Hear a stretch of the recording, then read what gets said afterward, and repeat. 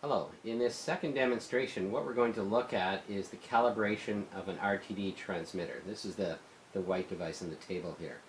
The differences are, though, that we don't have the thermocouple calibrator anymore, and we're going to use a couple of different resistors in this circuit here to simulate an RTD at its lowest temperature and an RTD at its highest temperature.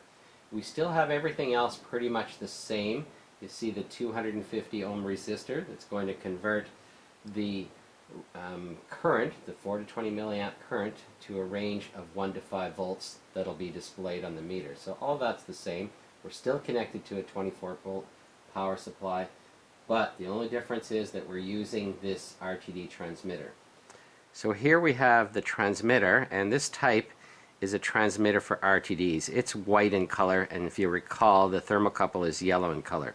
You can even see on the top, the label here indicates that it's a type 3, which means it goes from 0 to 300 Fahrenheit, and it indicates the little letter P is black in there to indicate it's a platinum RTD transmitter, and the color gives that away as well.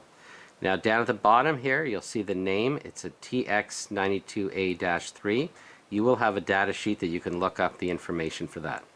Now these three terminals here are the ones that connect to the RTD, and we're going to simulate it with a resistor. But here are the three terminals we've talked about before. The two blacks are the common lead. The red is the C when we talked about the three letters. Now over at the other end you'll see that there's a calibrating resistor here, and this one's set up for the lowest resistance, which is going to be 92.3 ohms, representing 0 degrees Fahrenheit.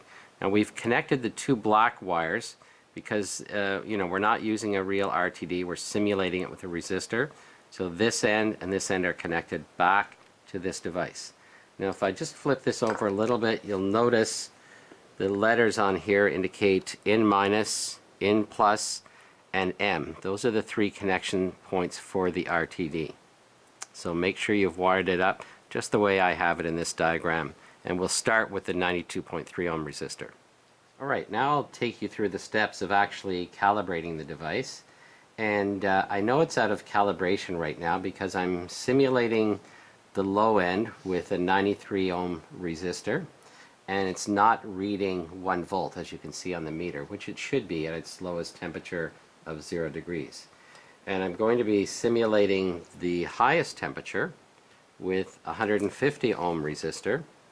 I'm going to place it in here to simulate an RTD at 300 degrees, which should be giving me 5 volts, and I'm getting close to that, but I need to adjust it a little bit more.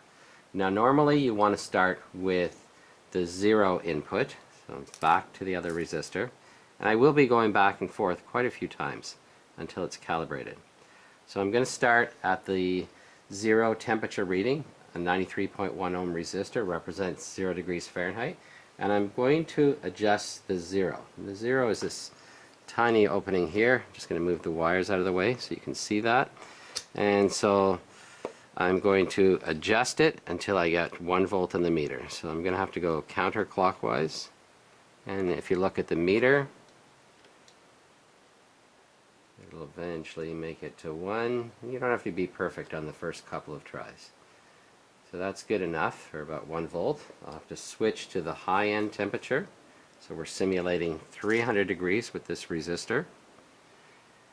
And then that should give us 5, but we're getting 4.8, so I'm going to adjust this, and I'd want to turn it clockwise until I get about 5. And as I said before, the span and the 0 interact, so you'll have to adjust it 2 or 3 times until it's just right. So 5, back to the 0. We're getting closer, but not quite.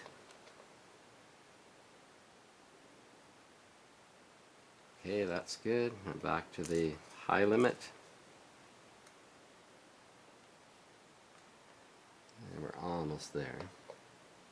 This is probably the last adjustment. So 5 volts. Back to the 0.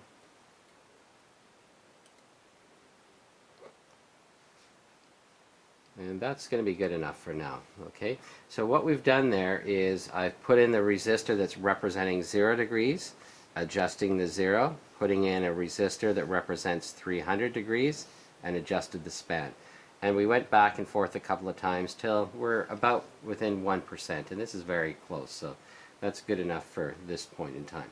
The other thing is we're going through, if you recall, that 250 ohm resistor that converts the 4 to 1 volt and the 20 milliamps to 5 volts. And the next step will be to put in an actual RTD and compare it with the ambient temperature. In this last step, we're just going to compare the voltage that we're reading on the meter with a calculation and then verify using the digital thermometer that the two temperatures agree.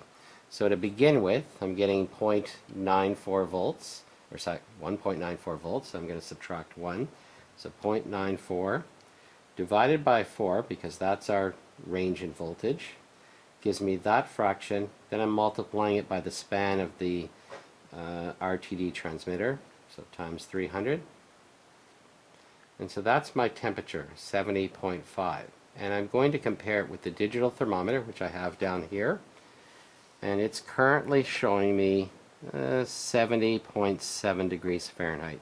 So we're only about 0.3 degrees off, which is quite close. That's about it for this demo. Thanks.